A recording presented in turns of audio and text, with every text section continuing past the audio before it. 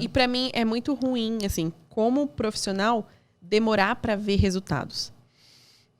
Até porque eu tenho TDAH, né? Eu não consigo esperar. É pra ontem, né? É muito demorado é pra amanhã, pra ontem é o ideal, né? Exato. Então, assim, pra mim é muito difícil esperar pra ter um resultado. Era muito frustrante como profissional ver evoluções mínimas, sabe? Assim, Sim. Então, com o idoso, não me senti tão bem por conta... Gostava, amava o que eu fazia, adorava estar com eles. Mas eu, Camila, não sabia lidar com essa demora dos resultados. E com criança é tudo muito rápido, tudo muito... Sabe? E o que eu gosto mais de trabalhar com crianças é não ter rotina. Não ter a mesma atividade. Eu tenho que inventar 1000 coisas, eu tenho que ser criativa, eu tenho que... vou planejar X atividade para esse paciente. Ele não quer fazer essa atividade. Eu tenho que me virar em 1000 para tentar achar outra atividade que ele quer para eu conseguir trabalhar as mesmas áreas de desempenho. É desafiador, né? Porque você vai ver... Bom. Porque tem crianças... Vamos lá também. Você pega crianças com autismo, como você falou, Sim. que eu acho que é uma boa parcela dos seus pacientes. Atualmente você tem uma clínica, né? A gente fala um pouquinho sobre a sua clínica, como ela funciona, tá? É em Brasília e não tem nada online, né? Ou tem alguma coisa online, assim? Não, hoje a gente não tem mais tempo para o atendimento online. Está assim. crescendo e tudo, imagino. Mas vamos lá, a minha pergunta aqui é o seguinte. Crianças que têm o autismo, seja leve, severo, moderado, que são boa parte dos seus pacientes.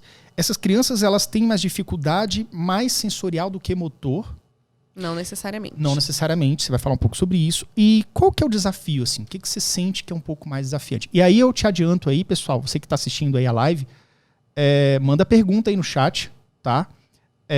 E depois o João manda aqui meu telefonezinho, as perguntas aí. A gente vai responder ao vivo, tá? Se você está assistindo, se você se identifica com alguma coisa da terapia ocupacional, aproveita para perguntar para Camila aqui. Daqui a pouco a gente abre essa questão, tá? Autismo e TO. Vamos falar um pouco sobre isso? E é bem legal, né? Porque hoje é o dia... O dia do autismo. Exato. Tá? No Brasil inteiro, muita gente mundial. De conscientização do autismo. E eu acho muito legal a gente falar sobre esse tema, porque é algo que está ganhando mais visibilidade. Sim. E a gente precisa dessa visibilidade maior. Há 10 anos atrás, os estudos mostravam que a proporção de autistas era 1 a cada 88 nascidos. Sim, é relativamente alto. Hoje, mais de 1%. Estudos de 2022, nos Estados Unidos, é 1 para 44.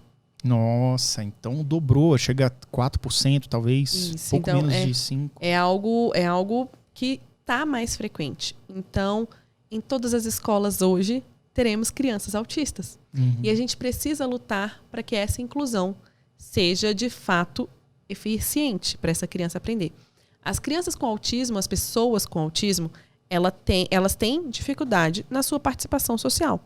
Seja por sei lá, não conseguir estar brincando junto com outras crianças, dificuldades sensoriais, dificuldades motoras. Inúmeras dificuldades podem acontecer, inúmeras empecilhos podem estar acontecendo nesse momento.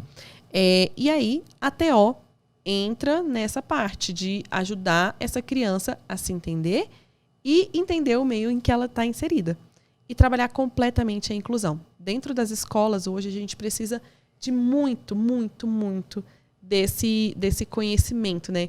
Yuri, eu te pergunto, antigamente, quando a gente estudava em escola, vamos pensar na sua escola. Você lembra de estudar com alguma criança com algum CID? Alguma criança com alguma patologia? Muito pouco. Até o TDAH, que hoje em dia é mais...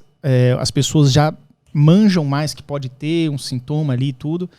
Era pouco, tá? Eu lembro que em algumas turmas era eu e mais alguém, mas a gente sabe que tinha outras pessoas também, às vezes, com TDAH mais leve ou do tipo desatento, que não atrapalha a aula, então passava despercebido. A criança com autismo, eu acho que eu peguei uma vez só. Eu acho que fui na 6ª ou 7ª série. Ou seja, era muito pouco. Não existia, entre aspas, né?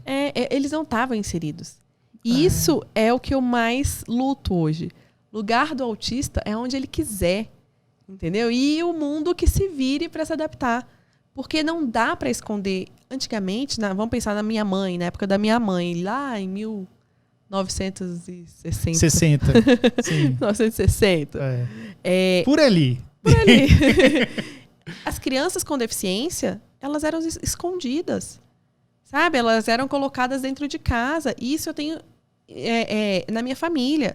Eu tenho uma tia-avó que ela teve paralisia infantil, isso nos anos 40, e ela foi criada dentro de casa. Como inválido, né? Porque como a pessoa inválido, tem uma paralisia sim. infantil, mas existem níveis, e existem pessoas que são parcialmente funcionais. Sim.